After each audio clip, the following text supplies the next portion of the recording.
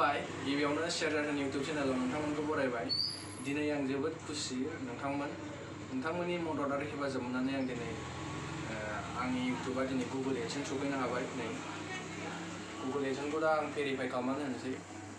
जाहाथे नोंथांमोना नायलांनो हागोन मारै भेरिफाइ खालामो बेखौबो जाहाथे नोंथांमोनाबो इयुनाव बायसान्सआव सफैबायबा नोंथांमोनाबो बिदिनो खालामनो हागोन फैदो दानिया कम्पिउटारनि स्क्रिनाव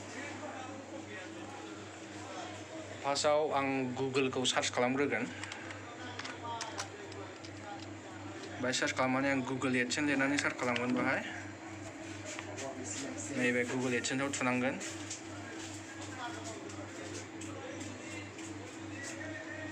गुगल एडसेन्सआव थुनांगोन नैदि नुजाफैगोन नोंना ओमफ्राय हेल्प सेन्टारनि नैबाहाय बिदि नुजाफैगोन बेसेबां डलार दं बाहाय देखायगोन ओमफ्राय नैबे भेरिफाइ इउर बिलिं एड्रेस बेहाय भेरिफाइआव थुनानै होनांगोन ओमफ्राय नैबे नाम्बार खेबथामसिम इउ हेभ 3 एटेम्प रिमाइनिं खेबथामसिम बाहाय एटेम्प खालामनो हागोन जुदि खेबथामनि बारा मिस्टेक खालामोबा नोङो बे नोंना जानाय नङा दा आं थुनानै होनोसै 1 2 2 6 5 साबमिट खालामनानै होबाय